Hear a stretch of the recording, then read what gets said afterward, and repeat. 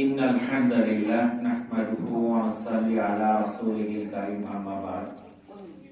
আল্লাহ পাকের নিকট লাখো কোটি শুকরিয়া যে মহান আল্লাহ তাআলা আমাদেরকে এশার নামাজের পর মসজিদ দুনিয়ার মধ্যে উত্তম জায়গা, এখানে কিছু আলোচনা শোনা এবং করার মতো তৌফিক দান করেছেন। এই জন্য মহান আল্লাহর পর শুকরিয়া আদায় করি আলহামদুলিল্লাহ। এই যে আমরা আলহামদুলিল্লাহ বললাম, এর বললে ফায়দাটা কি জানো তোমরা? এই আলহামদুলিল্লাহ বলার বিনিময়ে আল্লাহ তাআলা জান্নাতে এমন এক বিশাল গাছ লাগাই দিবেন, যে গাছের নিচে একটা তেজস্বী ঘোড়া 50,000 বছর দৌড়াইলেও সেই গাছের ছায়া অতিক্রম করতে পারবে না। এই যে আমি সুবহানাল্লাহ, আলহামদুলিল্লাহ এগুলো বলতেছি, এটার বিনিময়ে গাছ লাগানো হয়েছে। তো সেই গাছটা যদি সেখানে লাগানো থাকে আর আমি না যাই, কোনো ফায়দা আছে? তাহলে আমি যদি এটা বলি তাহলে এটা গাছ লাগানো হইল। তো সেই গাছটা তো লাগানো হয়েছে কার জন্য? আমার জন্য। কারণ আমি সুবহানাল্লাহ বলছি, আমি আলহামদুলিল্লাহ বলছি। এই গাছের নিয়ামত তো অন্য জনের জন্য না। তাহলে সেহেতু যে সেই গাছের নিয়ামতটা ওই পাটকারী ব্যক্তির জন্য, তাহলে ওই পাটকারী ব্যক্তি ওইখানে ইনশাআল্লাহ প্রবেশ করবে। তাহলে এটা কত বড় ফজিলত! মানে এই যে সুবহানাল্লাহ, আলহামদুলিল্লাহ, এটা যত বেশি আমরা বলবো, এর মানে জান্নাতে যাওয়ার সম্ভাবনা আমাদের তত বেড়ে যাবে। তো আজকে আমরা সবে মেরাজ নিয়ে কিছু আলোচনা করার জন্য এখানে আমরা সবাই একত্রিত হয়েছি। এখন বর্তমান যুগ, আমরা সবাই ডিজিটাল যুগ, আমরা সবাই মোবাইল, পত্র পত্রিকা এগুলি নিয়ে আছি। কিন্তু এই যে সবে মেরাজ, এই সবে মেরাজে কিছু আমাদের শিক্ষণীয় আছে কিনা এটা আমরা জানি না, জানার চেষ্টাও করি না। এমনকি কোন দিন সবে মেরাজ এটাও আমরা খোঁজার চেষ্টা করি না। ক্যালেন্ডারে লেখা আছে অমুক তারিখ সবে মেরাজ, ওই রাত্রে কিছু নামাজ পড়লাম, ইবাদত করলাম, শেষ হয়ে গেল। আসলে এটাই সবে মেরাজের তাৎপর্য না।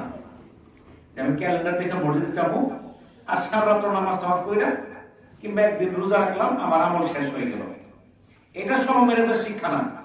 আমাদের এই সবে মেরাজকে উদ্দেশ্য করে আমাদের সবচেয়ে যে গুরুত্বপূর্ণ কাজটা হবে এই সবে মেরাজের শিক্ষাকে গ্রহণ করা। তো সবে মেরাজ কি, এই সম্বন্ধে আলোচনা করতে গেলে অনেক সময়ের দরকার, কিন্তু আজকে বেশি আলোচনা আমি করতে পারতেছি না। বিশেষ কারণ আমার মামাতো ভাই, আপনারা হয়তো অনেকেই চিনেন, নকলার বিশিষ্ট শিল্পপতি জহিরুল হাসান জুয়েল, তার বড় ভাই ইন্তেকাল করেছেন। আজকে বিকাল 4:30টার সময়, আমি সন্ধ্যার সময় খবর পাইছি। তো আমি এখান থেকে ওই আবার কৃষ্ণপুর যাবো, আমার মামার বাড়ি যাব, কালকে সকাল 10টায় জানাজা। তো যার জন্য আলোচনা খুব সংক্ষিপ্ত ভাবে করার চেষ্টা করব। তো আমরা যারা বাইরে আছি, আমরা মেহেরবানি করে ভিতরে চলে আসি। আর যারা বাড়ি থেকে শুনতেছেন, আপনারা মনোযোগ সহকারে শোনার চেষ্টা করবেন। সবে মেরাজ মানে এই না আমি আজকে রাত্রে শুধু নামাজ পড়লাম আর কালকে রোজা রাখলাম, এটাই সবে মেরাজ না। সবে মেরাজ আল্লাহর সাথে রাসূলের সাক্ষাৎ। এই সাক্ষাতে আল্লাহ তাআলা উম্মতে মুহাম্মদের জন্য 3টা পুরস্কার দিবেন, 3টা উপহার দিবেন। সুবহানাল্লাহ। আমরা যখন আত্মীয় বাড়ি যাই, অনেকে দেয় না, উপহার দেয় না, জামা কাপড় কিনে দেয় কিংবা কোনো টাকা পয়সা দেয়, এরকম দেয়। আল্লাহ রাসূল গেছেন আল্লাহর কাছে, আল্লাহ তাআলা 3টা তাকে পুরস্কার দিয়েছেন। 14টা শিক্ষা আছে আর 12টা পাপের কি কি শাস্তি আল্লাহ রাসূল নিজে দেখে আসছেন। আল্লাহ তাআলা তাকে দেখাইছেন জান্নাত জাহান্নাম। তাহলে এইগুলো আমরা সংক্ষেপে শোনার চেষ্টা করব, এটা আমরা মনে রাখার চেষ্টা করব, এবং এটার আমল হবে আমার সারা বছর 365 দিন, শুধু আজকের রাত্র না। আপনি যদি মনে করেন এই শিক্ষাটা আমার আজকের রাত্রের জন্য, তা না। এটা আমার সারা জীবনের জন্য, যতদিন আমি জীবিত আছি ততদিন এই শিক্ষাটা আমার মধ্যে যদি থাকে, তাহলে আমি সবে মেরাজ সম্পর্কে আমি জানলাম এবং সেটাকে আমি গ্রহণ করলাম। তো মেরাজ শব্দের অর্থ সিঁড়ি বা সোপান, ধাপ।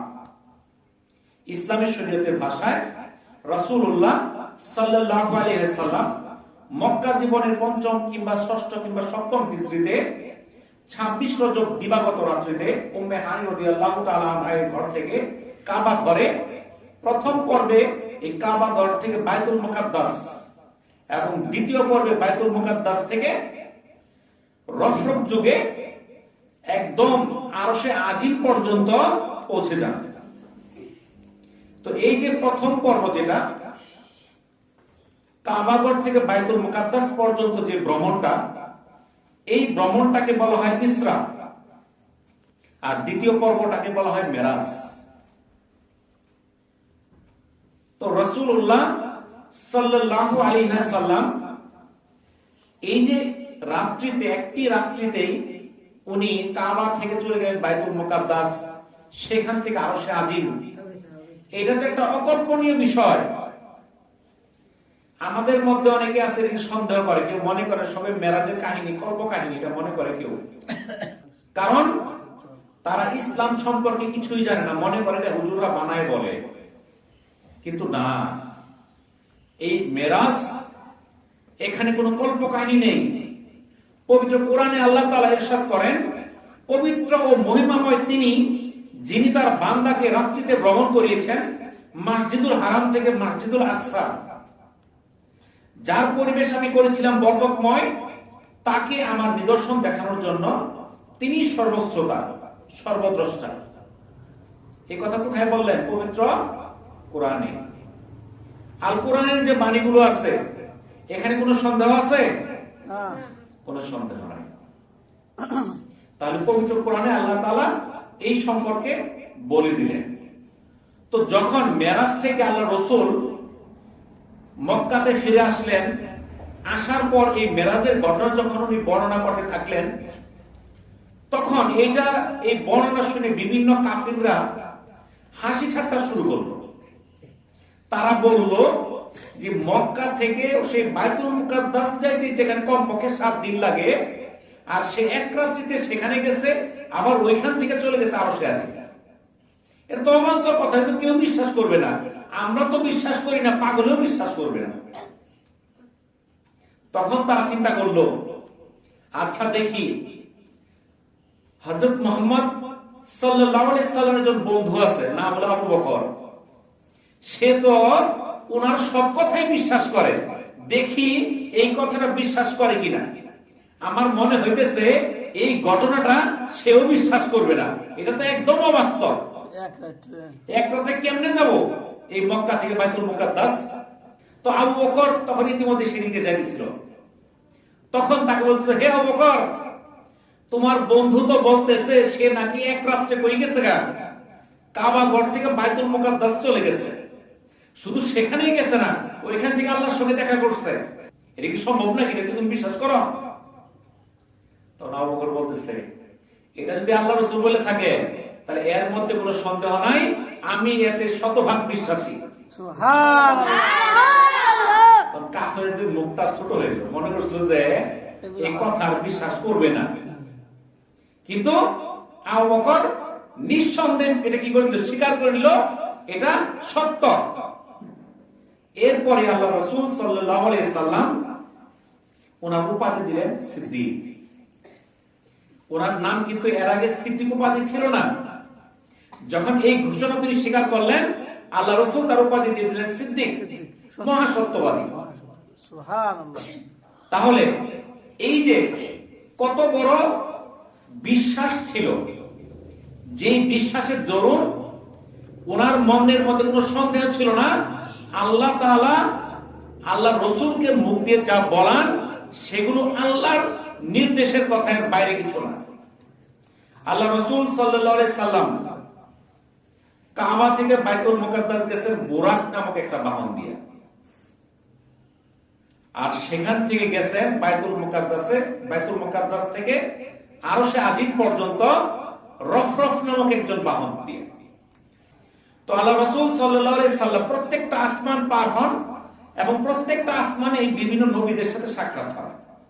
প্রথম আসমানে সাক্ষাৎ হয় হযরত আদম আলাইহিস সালামের সাথে, দ্বিতীয় আসমানে হযরত ঈসা এবং হযরত ইয়াহইয়া আলাইহিস সালামের সাথে, তৃতীয় আসমানে দেখা হয় হযরত ইউসুফ আলাইহিস সালামের সাথে, চতুর্থ আসমানে দেখা হয় হযরত ইদ্রিস আলাইহিস সালামের সাথে, পঞ্চম আসমানে দেখা হয় হযরত হারুন আলাইহিস সালামের সাথে, ষষ্ঠ আসমানে দেখা হয় হযরত মূসা আলাইহিস সালামের সাথে এবং সপ্তম আসমানে দেখা হয় হযরত ইব্রাহিম আলাইহিস সালামের সাথে। সপ্তম আসমানে রয়েছে বায়তুল মামুর, সেটা হলো ফেরেশতাদের ইবাদতের জায়গা। আমরা ইবাদত করি কোথায়? মসজিদে। ফেরেশতারা করে কোথায়? বায়তুল মামুর। সেটা এমন একটা জায়গা যেখানে প্রতিদিন 70,000 ফেরেশতা ইবাদতের জন্য প্রবেশ করে। কয়জন? প্রতিদিন 70,000 জন। মনে থাকবো? কয়জন? 70,000 জন সেই ঘরে প্রবেশ করে। যেই ফেরেশতা একবার প্রবেশ করেছে, কিয়ামতের আগে দ্বিতীয়বার প্রবেশ করতে পারবে না। এই পৃথিবীর বয়স কত শত কোটি বছর হিসাব করেন, প্রত্যেকদিন 70,000 ফেরেশতা সেখানে ইবাদত করতেছে। তাহলে কত হাজার কোটি, কোনো ক্যালকুলেটর ধরবে না, এই পরিমাণ হলো আল্লাহ তাআলার ফেরেশতা। তো এই ঘটনা যখন মক্কাবাসী জানতে থাকলো, তখন কাফেররা বলতে থাকলো, এই তোমাদের সঙ্গী তো পথভ্রষ্ট হয়ে গেছে, সে বিপদগামী হয়ে গেছে, সে মন গড়া কথা বলে, সে পাগলের প্রভাব করে, এগুলো বলতে থাকলো কাফিররা। আল্লাহ তাআলা সূরা নাজমের 2 এবং 3 নম্বর আয়াত নাযিল করে দিলেন। আল্লাহ তাআলা বলেন, তোমাদের সাথী পথভ্রষ্ট হয়নি, বিপদগামী হয়নি, আর তিনি মন গড়া কথাও বলেন না। কে সাক্ষী দিয়ে দিলেন? মহান আল্লাহ তাআলা। সূরা নাজমের 12 নম্বর আয়াতে আল্লাহ তাআলা বলেন, তোমরা কি সেই বিষয়ে বিতর্ক করবে যা সে দেখেছে? অর্থাৎ এই সবে মেরাজে আল্লাহ রাসূল যা দেখেছে তা নিয়ে কি তোমরা বিতর্ক করবে? এখনো করে কিছু কিছু লোক। আল্লাহ তাআলা বলেন, তার দৃষ্টি ভ্রম হয়নি, তিনি সীমা লঙ্ঘনও করেননি, নিশ্চয়ই তিনি তার পালনকর্তার মহান নির্দেশনাবলী অবলোকন করেছেন। এটা সূরা নাজমের 17 থেকে 18 নম্বর আয়াতের অর্থ। সহিহ মুসলিমের 173 নম্বর হাদিসে রাসূলুল্লাহ সাল্লাল্লাহু আলাইহি সাল্লাম আমাদেরকে জানান, কি জানান? সেই মেরাজের রাত্রিতে আল্লাহ তাআলা উম্মতে মুহাম্মাদীকে 3টা উপহার দেন, 3টা পুরস্কার, যা অন্য কোন নবীকে দেওয়া হয় নাই, অন্য কোন নবীর উম্মত এটা পায় নাই, আমরা পাইছি। রাসূলুল্লাহ সাল্লাল্লাহু আলাইহি সাল্লামকে যেই 3টা জিনিস দেওয়া হয়, তার 1 নাম্বার হলো 5 ওয়াক্ত নামাজ। এই মেরাজের পর থেকে আমাদের উপর ফরজ হয়েছে 5 ওয়াক্ত নামাজ। অন্য নবীর আমলেও নামাজ ছিল, কিন্তু উম্মতি মুহাম্মদের জন্য এই সবে মেরাজে 5 ওয়াক্ত নামাজকে দেওয়া হইল উপহার হিসেবে। যে এই 5 ওয়াক্ত নামাজ আদায় করবে, আল্লাহ তাআলা তাকে 50 ওয়াক্ত নামাজ পড়ার সওয়াব দান করবেন। সুবহানাল্লাহ। 2 নাম্বার সূরা বাকারার শেষ 2টা আয়াত। এই 2টা আয়াতে আল্লাহর অশেষ রহমত ও অনুগ্রহ প্রকাশ পেয়েছে। সূরা বাকারার শেষ 2টা আয়াত অত্যন্ত গুরুত্বপূর্ণ। এটা অন্য কোন উম্মতের জন্য ছিল না, শুধু আমাদের জন্য। 3 নাম্বারটা ঘোষণা, যারা শিরক করেনি তাদেরকে ক্ষমা করার সুসংবাদ। সুবহানাল্লাহ। যারা আল্লাহ শিরক করবে না, আল্লাহ তাআলা তাদেরকে ক্ষমা করে দিবেন। সুবহানাল্লাহ। এখন আমরা যে শিরক করি হিসাব ছাড়া, বলে এই জিনিসটা না খাই তো না খাই মনে লাগতো, উমুকে বাঁচাইছিল কৃষ্ণ আসছি না তো শেষ, বলে উপরে আল্লাহ দিছে আমনে, বলে না মানুষ, বলে না। এগুলো শিরক, আল্লাহর সমকক্ষে কাউকে করা যাবে না। এমনকি আত্মাহিয়াতুটা যেটা পড়ি, এটাও আমাদের সবে মেরাজের উপহার। তো এই যে সূরা বাকারার শেষ 2টা আয়াত, এই সম্পর্কে রাসূলুল্লাহ সাল্লাল্লাহু আলাইহি সাল্লাম বলেন, যে ব্যক্তি প্রতি রাতে এই 2টা আয়াত পাঠ করে তার জন্য এটাই যথেষ্ট। তাই যে ব্যক্তি রাত্রিবেলা এই দুটো আয়াত পাঠ করবে তার জন্য এটাই যথেষ্ট। এটা সহিহ বুখারীর 4008 নম্বর হাদিস। জুবাইর ইবনে নুফার রাদিয়াল্লাহু তাআলা আনহু থেকে বর্ণিত, রাসূলুল্লাহ সাল্লাল্লাহু আলাইহি সাল্লাম বলেছেন, সূরা আল বাকারাকে আল্লাহ তাআলা এমন দুটি আয়াত দ্বারা শেষ করেছেন যা আমাকে আল্লাহর আরশের নিচের ভান্ডার থেকে দান করা হয়েছে। তাই তোমরা এই আয়াতগুলো শিখবে, তোমাদের স্ত্রীদেরও শেখাবে, কারণ এই আয়াতগুলো হচ্ছে রহমত, আল্লাহর নৈকট্য লাভের উপায় এবং দ্বীন ও দুনিয়ার সকল কল্যাণ লাভের দোয়া। সুবহানাল্লাহ। মিশকাতুল মাসাবিহের 2173 নম্বর হাদিস। তাহলে আল্লাহ রাসূল বললেন এই দুইটা আয়াত এত কল্যাণের, তোমরা শিখাও, তোমাদের স্ত্রীদের শিখাও। কেন শিখাবে? কারণ এটা আল্লাহর নৈকট্য লাভের উপায়, দ্বীন এবং দুনিয়া এর কল্যাণের দোয়া। আমরা তো জানি না দোয়া, শুধু বলি হুজুর দোয়া করে দেন, কিন্তু নিজে পারি না। তো নিজের কাজ নিজেরই করতে হবে। আপনি বলে দেন হুজুর, হুজুর আপনি একটু ভাত খাইয়ে দেন, আমি তো খাইতে পারতেছি না, ঠান্ডাও লাগে, আমি লেপের নিচ থেকে বের হইতে পারতেছি না, হুজুর আপনি খাইয়ে দেন, আমি ঘুমাই গেলাম। তো আপনার পেট ভরবে? তো কিছু কিছু জিনিস আছে নিজেরটা নিজেরই করতে হবে, বুঝতে পারলেন তো? তাহলে দিন আর দুনিয়ার কল্যাণ লাভের দোয়া হলো সূরা বাকারার শেষ দুইটা আয়াত। আমাদের শিখতে হবে, আমাদের স্ত্রী সন্তান যারা আছে তাদেরকে শিখাইতে হবে। হযরত আলী রাদিয়াল্লাহু তাআলা আনহু বলেন, আমার মতে যার সামান্য বুদ্ধি আছে সে এই দুটি আয়াত পাঠ করা ছাড়া নিদ্রা যাবে না। সুবহানাল্লাহ। এখন আমরা যারা এই দুইটা আয়াত পাঠ না করে ঘুমাই, তারা কি নিজেদেরকে জ্ঞানী মনে করি না মূর্খ? মূর্খ। আমার কথা তো হযরত আলী রাদিয়াল্লাহু তাআলা যিনি ছিলেন জ্ঞানের দরজা, যিনি ছিলেন জ্ঞানের দরজা, তিনি সার্টিফিকেট দিয়ে দিলেন যে এই দুইটা আয়াত না করে ঘুমায় সে কি, তার জ্ঞান বুদ্ধি কিছুই নাই। তাহলে আমাদেরকে এই দুইটা আয়াত শিক্ষা করতে হবে।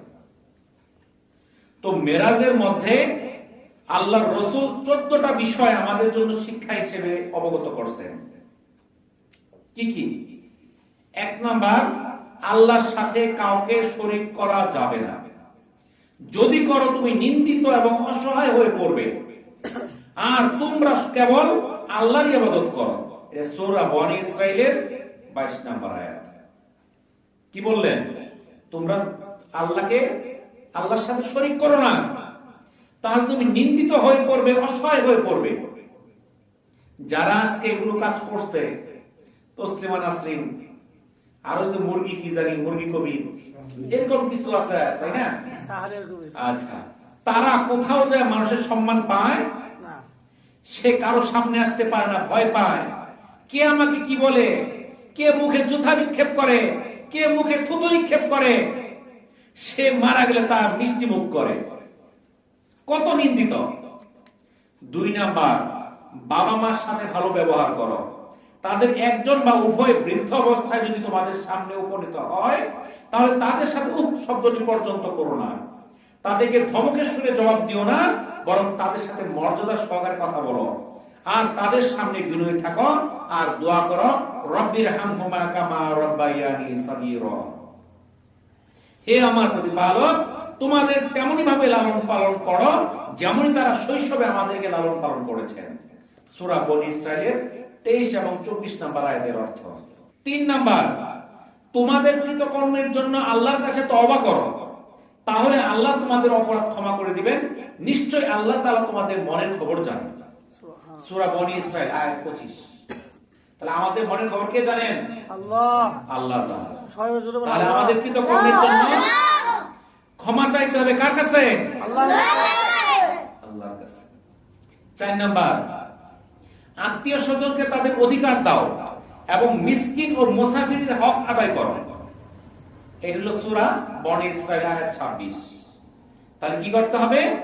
আত্মীয়দের তাদের অধিকার দিতে হবে এবং মিসকিন এবং মুসাফিরদেরও হক আদায় করতে হবে। 5 নাম্বার, অপব্যয় করো না, নিশ্চয় অপব্যয়কারী শয়তানের ভাই, আর শয়তান স্বীয় প্রতিপালকের প্রতি অকৃতজ্ঞ। এটা সূরা বনী ইসরাইলের আয়াত 27। তাহলে যারা অপব্যয় করে, অপচয় করে, তারা কার ভাই? শয়তানের ভাই। শয়তানের ভাই। তাহলে আমরা অপচয় করব না। 6 নাম্বার, হকদারদের হক আদায়ে তুমি যদি অপারগ হও তাহলে তাদের সঙ্গে অত্যন্ত নম্রভাবে কথা বলো। সূরা বনী ইসরাইল 28 নম্বর আয়াত।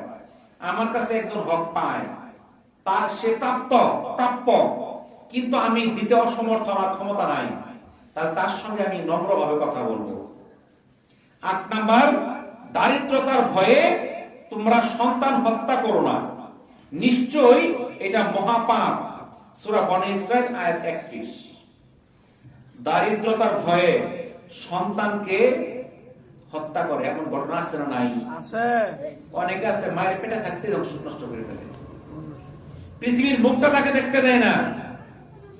আল্লাহ তাআলা কঠোরভাবে নিষিদ্ধ করেছেন। 8 নাম্বার, ব্যয়ের ক্ষেত্রে বেশি বেহিশিবি হইও না, আবার কৃপণতাও প্রদর্শন করো না। আল্লাহ যাকে চান রিজিক বাড়িয়ে দেন, যাকে চান কমিয়ে দেন। সূরা বনী ইসরাইল আয়াত 29। তাহলে ব্যয়ের ক্ষেত্রে ব্যয় হিসেবে করা যাবে না, আবার কৃপণতাও প্রকাশ করা যাবে না। আল্লাহ যাকে ইচ্ছা রিজিক বাড়িয়ে দেন আর যাকে ইচ্ছা কমিয়ে দেন। তাহলে আমরা যতই চেষ্টা করি, আল্লাহ যদি আমার রিজিক বৃদ্ধি না করে, দুনিয়ার কোনো ব্যক্তি কোনো কাজ আমার রিজিক বাড়াতে পারবে না। তাহলে চাইতে হবে কার কাছে? আল্লাহর কাছে। 9 নাম্বার, জিনা ব্যভিচারের ধারে কাছেও যেও না, নিশ্চয়ই এটি নিকৃষ্ট এবং গর্হিত কাজ। সূরা বনী ইসরাইল আয়াত 32। 10 নাম্বার, কোন জীবনকে অন্যায়ভাবে হত্যা করো না, কাউকে অন্যায়ভাবে হত্যা করা হলে তার উত্তরাধিকারীকে আমি এই অধিকার দিয়েছি, চাইলে রক্তের বিনিময় চাইতে পারে, তবে প্রতিশোধের ব্যাপারে সে যেন বাড়াবাড়ি না করে। এটা সূরা বনী ইসরাইল। 11 নাম্বার, এতিমের সম্পদের ধারে কাছেও যেও না, সম্পদের ব্যাপারে তার বয়ঃপ্রাপ্তি পর্যন্ত অপেক্ষা করো, আর প্রতিশ্রুতি সম্পর্কে সচেতন থাকো, নিশ্চয়ই প্রতিশ্রুতি সম্পর্কে জিজ্ঞাসা করা হবে। সূরা বনী ইসরাইল আয়াত 34। অর্থাৎ এতিমের সম্পত্তি আমরা যদি পাই, কেমনে নেওয়া যায়? অনেকের আছে অল্প বয়সে বাচ্চা রেখে বাপ মারা গেছে, এখন দেয় বাচ্চার চাচারা যারা আছে, হ্যাঁ, যেভাবে নেওয়া যায়, যত রকমের ঠকানো যায় ঠকাও, কারণ তার বাপ মারা গেছে। এরকম ঘটনা আছে না নাই? 12 নাম্বার, মেপে দেওয়ার সময় পূর্ণ মাপ দিবে এবং ওজন করবে সঠিক দাড়ি পাল্লায়, এটি উত্তম পন্থা এবং এর পরিণাম শুভ। সূরা বনী ইসরাইল আয়াত 35। তাহলে মাপার সময় ওজন কি করতে হবে? সঠিকভাবে দিতে হবে। আমরা বানাইছি কিনার সময় এক পাল্লা, মাপার সময় এক পাল্লা। দেখবেন ধানের কিনার পাত্তর বেচার পাত্তর এক না। যখন বেচছেন 82-83 কেজি, যখন ওই বেচতেছে তখন 80 কেজি। এরপরে কত মাপ যুগে হেরফের তো আছে, হিসাব নাই। আপনাদের এলাকায় প্রচুর বাগুন হয়, যখন বেগুন কিনে তখন 1 সের জায়গায় 1.5 সের নিতেছে, বেচার সময় কিন্তু সে 1.5 সের দিতেছে না। 13 নাম্বার, যে বিষয়ে তোমার জ্ঞান নেই সেগুলোর পিছনে লেগো না, নিশ্চয়ই চোখ কান অন্তর সবকিছুই জিজ্ঞাসিত হবে। সূরা বনী ইসরাইল আয়াত 36। 14 নাম্বার, জমিনে দম্ভ করে চলো না, তুমি তো কখনো জমিনে ফাটল ধরাতে পারবে না, এবং উচ্চতায় কখনো পাহাড়কেও অতিক্রম করতে পারবে না বা পাহাড়ের সমান হতে পারবে না। সূরা বনী ইসরাইল আয়াত 37। তোমার কেন এত অহংকার? তোমার এতই অহংকার তুমি মাটিকে ফাটটা করে ফেলো, চিরে ফেলো, এত ক্ষমতা তোমার? তুমি এত ক্ষমতা, পাহাড়কে অতিক্রম করো, পাহাড়ের সমান হয়ে যাও, তাও তো পারো না, তার কিসের ক্ষমতা তোমার? এই যে 14টা শিক্ষা, এই 14টা উপদেশ, এই সবে মেরাজের মানতে হবে। যদি মানি তাহলে সবে মেরাজ আমার ঠিক আছে। তাহলে 3টা উপহার আমার গ্রহণ করতে হবে, এই 14টা শিক্ষা আমার জানতে হবে, মানতে হবে। আর আছে 12টা পাপের শাস্তি। আল্লাহ রাসূলকে আল্লাহ তাআলা জাহান্নাম দেখাইছে, যে জাহান্নাম এই শাস্তিগুলো দেওয়া হবে, তুমি দেখা যাও, এগুলো তোমার উম্মতকে জানাই দিবা, যেন তোমার উম্মত সতর্ক হয়ে যায়। তাহলে সেটা আল্লাহ রাসূলকে জানাইছে, আল্লাহ রাসূল সাহাবীদেরকে জানাইছে, সাহাবীরা তাবেঈকে জানাইছে, তাবেঈরা তাবেঈকে জানাইছে। এইভাবে আলেম ওলামাদের মাধ্যমে আমরা আজকে শুনতেছি, বলতেছি। তাহলে সেগুলো আমাদের জানতে হবে না? কি কি শাস্তি দেখছেন? এক নাম্বার বেনামাজির শাস্তি, যারা নামাজ পড়ে না। আছে আমাদের মধ্যে? আছে। তাদেরকে বড় বড় পাথর তাদের মাথায় আঘাত করা হবে, নাউজুবিল্লাহ। তাদের মাথা ছিন্ন ভিন্ন হয়ে যাবে, আবার পুনরায় ভালো হয়ে যাবে, আবার আঘাত করবে। এটা হলো বেনামাজির শাস্তি, নাউজুবিল্লাহ। তাহলে আমরা কি নামাজ 5 ওয়াক্ত পড়বো তো ইনশাআল্লাহ? ইনশাআল্লাহ, ইনশাআল্লাহ। 2 নাম্বার শাস্তি দেখেন যাকাত না দেওয়া। আমাদের দেশে অনেকেই আছে কি করে, অনেক টাকার মালিক, তারপর যাকাত খরচ কিন্তু যাকাত দেয় না। তাদের শাস্তি কি? তাদের সম্মুখে পশ্চাতে পাওনাদাররা থাকবে, তাদেরকে পশুবৎ চড়াবে এবং নোংরা আবর্জনা, ময়লা, পুঁজ এবং কাঁটাযুক্ত 18 বিষাক্ত ফল খাবে, জাহান্নামের উত্তপ্ত পাথর ভক্ষণ করবে। কত শাস্তি! যাকাত যদি না দেয়, গরু ছাগল যখন দৌড়াদৌড়ি করে, যখন অনেক গরু আমরা দেখি যে টিভির মধ্যে দেখি, ওই যে এনিম্যাল প্ল্যানেটের মধ্যে, জিওগ্রাফি চ্যানেলের মধ্যে হাজার হাজার গরু, বন গরু দৌড়াইতেছে, ওইটার নিচে যদি একটা মানুষ পড়ে তার কি হবে চিন্তা করে দেখেন। ওই অবস্থাটা হবে জাহান্নামে, কিন্তু সেখানে মরবে না, তার মৃত্যুকে ধ্বংস করে দেওয়া হবে। তার মৃত্যু হবে না, সে চাইবে আমি মারা যায়, কিন্তু সে মরবে না। তাকে পশুবৎ চড়ানো হবে, নোংরা আবর্জনা, ময়লা, পুঁজ, কাঁটাযুক্ত 18 ফল তাকে খাওয়ানো হবে, জাহান্নামের উত্তপ্ত পাথর তাকে খাওয়ানো হবে। কি কষ্ট হবে চিন্তা করে দেখেন।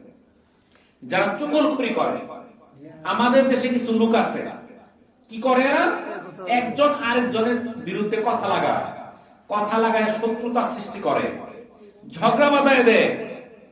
এরা হলো চুগলখোর। তাদের শাস্তি কি? তাদের 500 দেশ থেকে গোশত কেটে তাদেরকে খাওয়ানো হচ্ছে, আর বলা হচ্ছে যেভাবে তোমরা তোমার ভাইয়ের গোশত কেটে এভাবে ভক্ষণ করো। তাহলে চুগলখড়ি করা যাবে না। গীবতকারীদের শাস্তি, তাদের অগ্নিময় লোহার নখর দিয়ে তারা তাদের চেহারা এবং বক্ষ বিদীর্ণ করছে। বলেন, হে জিবরাইল আলাইহিস সালাম, এরা কারা? তিনি বললেন, এরা হলো সেই সব লোক যারা পশ্চাতে মানুষের গোশত খেত, আড়ালে সমালোচনা করত। আমাদের মধ্যে আছে না, একজন আরেকজনের সমালোচনা করে, অমুক ছেলেটা ভালো না, অমুকের মেয়েটা ভালো না, অমুক লোকটা ভালো না, এরকম সমালোচনা করে না?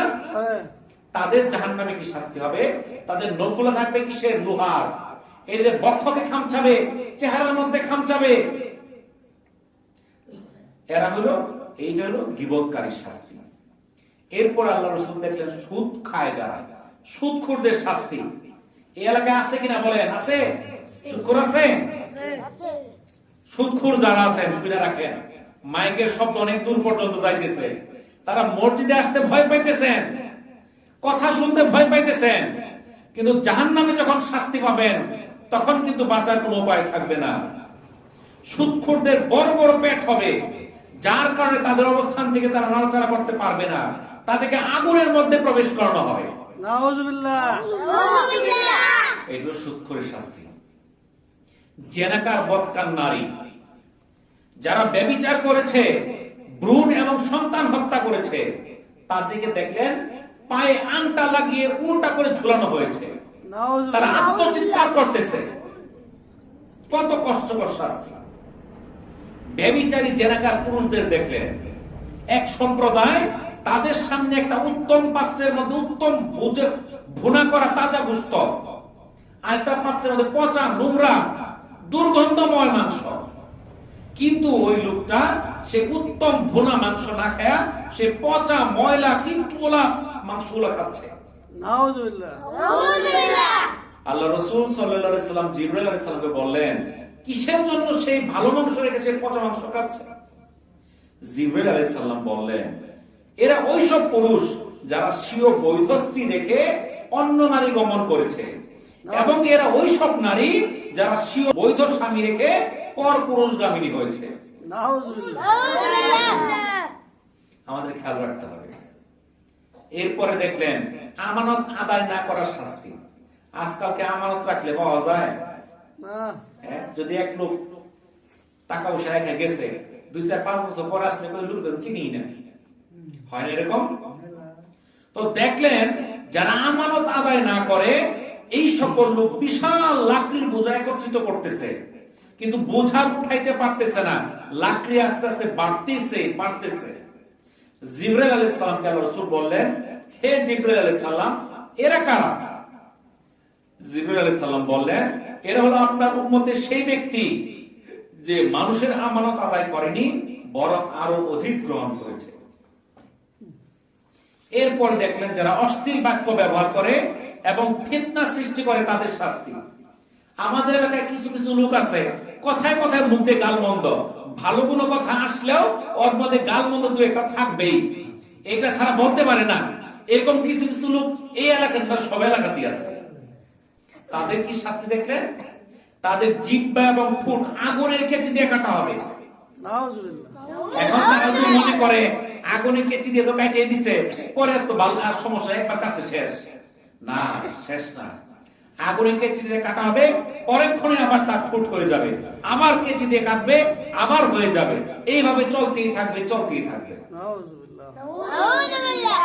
দুনিয়াতে কিছু লোক ছিল দাম্ভিকতাপূর্ণ কথা বলতো।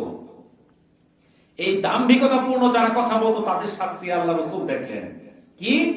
ছোট্ট একটি পাথর হতে বিশাল এক ষাঁড় বের হলো। পুনরায় ওই ষাঁড় সেই পাথরের ভেতর প্রবেশ করার চেষ্টা করছিল, কিন্তু তা সম্ভব হচ্ছিল না। বললেন, হে জিবরাইল আলাইহিস সালাম, এটা কি? তিনি বললেন, এটা হলো সেই সব লোকের দৃষ্টান্ত যারা বড় বড় দাম্ভিকতাপূর্ণ কথা বলতো এবং লজ্জিত হতো, পরে তার ফিরিয়ে নিতে পারত না। দেখলেন এতিম সম্পদ আত্মসৎকারীদের শাস্তি। তাদের উষ্ঠ উদর উটের ঠোঁটের মতো, উট দেখছেন? উটের ঠোঁটটা নিচের দিকে ঝুলে থাকে, তাদের মতো হয়ে যাবে। তাদের মুখের মধ্যে আগুনের জ্বলন্ত কয়লা প্রবিষ্ট করানো হবে এবং সেই আগুন পায়ুপথ দিয়ে বের হবে। নাউযুবিল্লাহ। এটা কারা? যারা এতিমের হক ধ্বংস করবে, নষ্ট করবে। এরপর দেখেন মাদক, মদ, নেশাদারকারীদের শাস্তি। তারা জাহান্নামীদের শরীর থেকে নির্গত বিষাক্ত নোংরা পুষ পান করছে। রাসূলুল্লাহ সাল্লাল্লাহু আলাইহি সাল্লাম মালিক নামক ফেরেশতা, যে হলো জাহান্নামের রক্ষী ফেরেশতা, তাকে দেখলেন। তার মুখ মলিন, তার মুখে হাসি নেই। বলা হলো জাহান্নাম সৃষ্টির পর থেকে তার মুখে কখনো হাসি ফোটেনি। বুখারী এবং মুসলিম এই সম্পূর্ণ যে ঘটনাটা বললাম, এটা একটা হাদিস, এটা বড় হাদিস। এই যে 12টা যে শাস্তির বর্ণনা একটা হাদিসে আসছে, বুখারী এবং মুসলিম মুত্তাফাকুন আলাইহি, দুইটা সহিহ কিতাব। এই যে শাস্তিগুলা বর্ণনা করা হলো, এটা কি সত্য না মিথ্যা? সত্য। এটা কি আপনারা বিশ্বাস করেন? বিশ্বাস করেন। আচ্ছা, যারা বিশ্বাস করে তারা কি এই কাজগুলো করতে পারে? না। আর যারা এগুলো করে তারা কি বিশ্বাস করে এগুলো? না। এখন যদি মনে করেন এটা একটা বিষাক্ত সাপ, এটা ঠুকর মারলেই মৃত্যু নিশ্চিত, সে কি সেই সাপের সামনে বসে থাকবে না পালাই যাবে? আর যদি বসে থাকবে বুঝতে সে বিশ্বাস করে না। যদি আপনার বিষের বোতল দেওয়া হয়, লেখা থাকে বিষ, আপনি যদি বিশ্বাস করেন এটা বিষ, তাহলে আপনি খাবেন? খাবেন না। তাহলে এই যে 12টা পাপের শাস্তি আমরা দেখলাম, শুনলাম, এটা যদি বিশ্বাস করি তাহলে আমার পক্ষে এগুলো করা সম্ভব না। তাহলে এই যে বললাম, সবে মেরাজের উপহার কয়টা? 3টা। শিক্ষা হলো 14টা, আর 12টা পাপের শাস্তি। এইটা আমি মানতে হবে সারা জীবন। শুধু আজকে রাত্রে আমি শুনলাম, সারা রাত্র 10-20 টাকা নামাজ পড়লাম, কালকের দিন রোজা রাখলাম, এটার মাধ্যমে এই সবে মেরাজ না। এই সবে মেরাজ আল্লাহ তাআলা উম্মতে মুহাম্মদের জন্য, জীবন পরিচালনার জন্য আল্লাহ রাসূলকে নিজে সরাসরি সাক্ষাৎ করে কথাটা বলেছেন। আপনারা দেখবেন দুনিয়ার মধ্যে আমরা যে কথাবার্তাগুলো বলি, অনেক কথা ব্যক্তি দিয়ে বলি। ধরেন বাংলাদেশের প্রধানমন্ত্রী কথা বলবে আমেরিকার প্রধানমন্ত্রীর সঙ্গে, মোবাইলে কি কথা বলা যায় না? ব্যক্তি পাঠায় দেওয়া কথা বলা যায় না? কিন্তু এরপরে মাঝে মধ্যে কিন্তু সরাসরি সাক্ষাতে কথা হয়। তাই ওটা গুরুত্বপূর্ণ কথা। আল্লাহ রাসূল, আল্লাহ তাআলাকে ওহী পাঠাইছেন, আল্লাহ রাসূলকে ওহী পাঠাইছেন জিবরাইল আলাইহিস সালাম দিয়া। কে নিয়ে আসতে বার্তাটা? জিবরাইল আলাইহিস সালাম। আর এই কথাগুলো আল্লাহ তাআলা তাকে স্বয়ং ডাইকা নিয়ে সামনে মুখোমুখি, কতটুক দূরত্ব? হাদিসে আসছে এক ধনুক পরিমাণ, এতটুক সামনে বসায়া এই কথাগুলো বলছেন। তাহলে গুরুত্ব কি বেশি না কম? তাহলে গুরুত্ব থেকে আমরা যেগুলো শিখলাম এটা মনে রাখতে হবে এবং এটা আমাকে মানতে হবে। তাহলে আমি জিজ্ঞাসা করি, আজকে ছাত্রদের মধ্যে যে বলতে পারবে তাকে পুরস্কার দিব। এই সবে মেরাজের রাত্রিতে আল্লাহ তাআলা উম্মতে মুহাম্মাদের জন্য 3টা পুরস্কার দিয়েছে, যেটা অন্য কোন উম্মতকে দেওয়া হয় নাই, অন্য কোন নবীকে দেওয়া হয় নাই। এই 3টা পুরস্কার কি? কে বলতে পারবা? হাত তোলো। একটা বলো অন্তত। নামাজ, প্রথমটা নামাজ। হ্যাঁ, প্রথম নামাজ। হ্যাঁ, কও কি? তারপরে আরেকটা কও। তারপরে ভালো কাজ করা। না, হইছে না। সূরা বাকারা শেষে দিয়ে। তো 1 নাম্বার হলো 5 ওয়াক্ত নামাজ, 2 নাম্বার সূরা বাকারার শেষ 2টা আয়াত, 3 নাম্বার শিরক না করলে আল্লাহ তাআলা আমাদের গুনাহকে maaf করে দিবেন। সুবহানাল্লাহ। তাহলে আমরা 5 ওয়াক্ত নামাজ ছাড়বো না, ঠিক আছে? ইনশাআল্লাহ। কি করব আমরা? 5 ওয়াক্ত নামাজ ছাড়বো না ইনশাআল্লাহ। ইনশাআল্লাহ, ইনশাআল্লাহ, ইনশাআল্লাহ।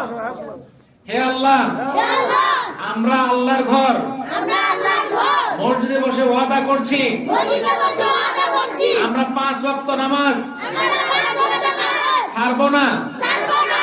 আমরা প্রতি রাতে, আমরা প্রতি রাতে বাকারার শেষ 2টি আয়াত, শেষ 2টি আয়াত পাঠ করব, পাঠ করব। আমরা শিরক গুনাহ করব না, শিরক গুনাহ করব না। হে আল্লাহ, আমাদের তৌফিক দাও, হে আল্লাহ, আমাদের তৌফিক দাও। আমাদের দোয়াকে কবুল করো, আমাদের দোয়াকে কবুল করো। আমিন, আমিন। তাহলে 5 ওয়াক্ত নামাজ পড়তে হবে না আজকে থেকে? পড়াল তো করে লাইছো। আর সূরা বাকারার শেষ 2টা ইমাম সাহেবের কাছে তোমরা শিক্ষা করবা, ইনশাআল্লাহ। বলবা যে আমাদের শিখাই দেন। তোমরা কত বড় বড় রচনা শিখে ফেলো, 2 পৃষ্ঠা 3 পৃষ্ঠা রচনা, বাক সম্প্রসারণ, অ্যাপ্লিকেশন, ইংরেজি, কত কিছু শেখা হয় না? ইংরেজি শিখো। আর এটা তো মাত্র 2টা আয়াত, কেন পারবা না? কৃষি কাজ শিখলাম, কেমনে ধান ফলাইতে হয় শিখলাম, কেমনে বীজ দেওয়া লাগে শিখলাম, কোন মাসে লাগাইতে হয় কাটতে হয় সব শিখলাম। আমি সূরা বাকারার 2টা আয়াত শিখতে পারলাম না, হিসাব দিতে পারবেন নাকি? তাহলে আমাদের শিখতে হবে। তো আমরা যে আলোচনাগুলো করলাম, আল্লাহ তাআলা আমাদেরকে আমল করার তৌফিক দান করুন, আমিন।